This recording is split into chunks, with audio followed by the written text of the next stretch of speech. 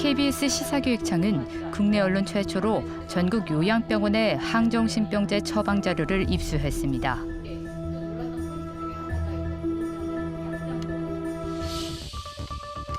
미국에서 정신증이 없는 노인에게 처방하면 부작용이 크다고 경고한 19개 주의 약물을 대상으로 했습니다.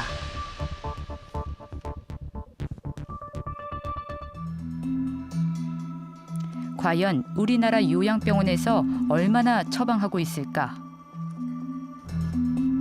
통계가 시작된 지난해 11월부터 올해 4월까지 6개월간 건강보험 심사평가원이 집계한 전국 요양병원 1,400여 곳의 처방 현황입니다.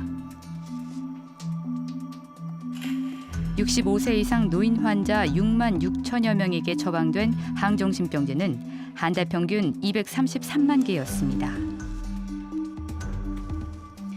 이 가운데 조현병 등 정신질환이 있는 환자에게 처방된 건 3.7%. 전체의 89%는 치매 환자에게 처방됐습니다. 정신질환도 없고 치매도 없는 일반 노인 환자도 7.3%나 됐습니다. 한 달 평균 몇 개의 정신병제가 투약된 건지 알아봤습니다. 치매 노인에게는 평균 36개가, 일반 환자들에게도 한 달 평균 27개 약이 처방됐습니다. 주치를 통해서 끊임없이 지금 현재 치료의 목표가 뭔지를 점검해 나가고 하는 것이 필요한데요. 이게 증상에 맞춰가지고 이런 행동, 과잉 행동이 나오니까 진정제를 준다고 해서 계속 수면제나 진정제를 과잉 투여를 하면, 아니면은 행동장애가 나타난다고 해가지고 우리가 보통 정신분열증이나 이런 데에 행동장애를 약화시키기 위해서 쓰는 약들을 썼다라고 하면 실제로 이분이 원래 있었던 병과는 다른 약을 쓰게 되는 경우죠. 면회가 금지된 3월 이후 처방량에 변화가 있을까? 코로나 발생 전인 11월과 12월 평균 처방량보다 1월과 2월 처방량이 2.6% 늘었습니다. 코로나가 확산되고 면회가 금지된 시점인 3월과 4월 평균 처방량은 지난해보다 7.5% 증가했습니다. 취재진은 해당 자료를 얻기 위해 심평원에 수차례 문의했지만 거절됐고, 보건복지 소속 국회의원을 통해 어렵게 자료를 입수했습니다. 국회랑 저희 KBS는 굉장히 가까운데요. 하지만 코로나19가 확산세가 심상치가 않아서 화상 인터뷰로 모시게 됐습니다. 국회 보건복지원회 소속 서울 송파병의 남인승 국회의원입니다.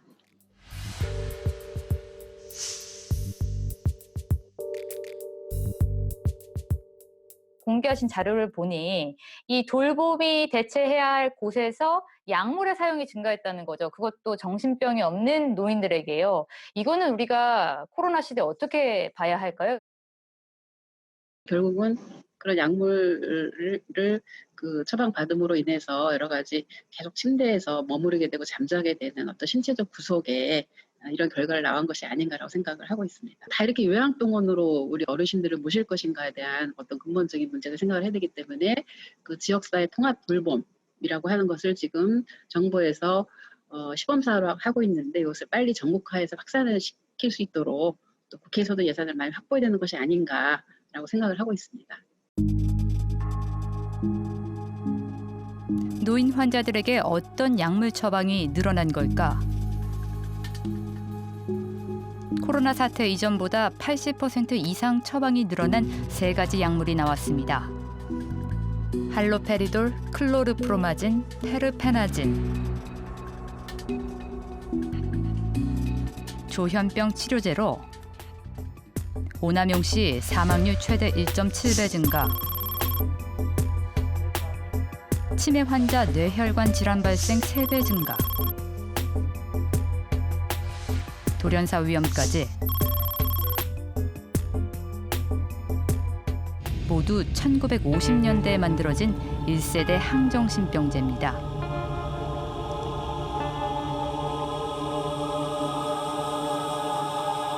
거의 안 쓴다고 봐야 돼요. 파킨슨병 같은 증상들이 나와요. 그래서 옛날에 정신과 약을 쓰면 바보가 되진다 그런 얘기를 하거든요. 잘 움직이질 못하고 침 질질 흘리고 걷는 것도 이렇게 구부정해서 걷고 뭐 이런 또 손발 같은 데 떨린다든지 그런 이제 증상들이 나타나거든요. 전문 지식은 없지만 간병인들은 경험으로 압니다. 지진약 많이 먹으면 사람이가 걸른 사람 이제 너무 오래 먹으면 걸을 줄 모른다고 뼈가 굳어지. 그러길래 절대 지진약을 마음대로 먹는 것이 아니요. 부작용을 알면서도 노인시설에서 흔히 쓰이는 항정신병제 처방. 한국은 발작 등 부작용이 큰 향정신병제 벤조다이아제아핀을 가장 많이 처방하는 나라입니다. 돌볼 인력이 부족하니까 약 먹여서 재우고 그다음에 약 부작용으로 행동이 난폭해지면 침대에 묶어두고 이런 방식으로 인력을 줄이면서 많은 노인을 수용하는 방식으로 가니까 많은 노인들이 걸어 들어가셔서 죽어서 나오실 수밖에 없는 그런 시설이 되는 거죠.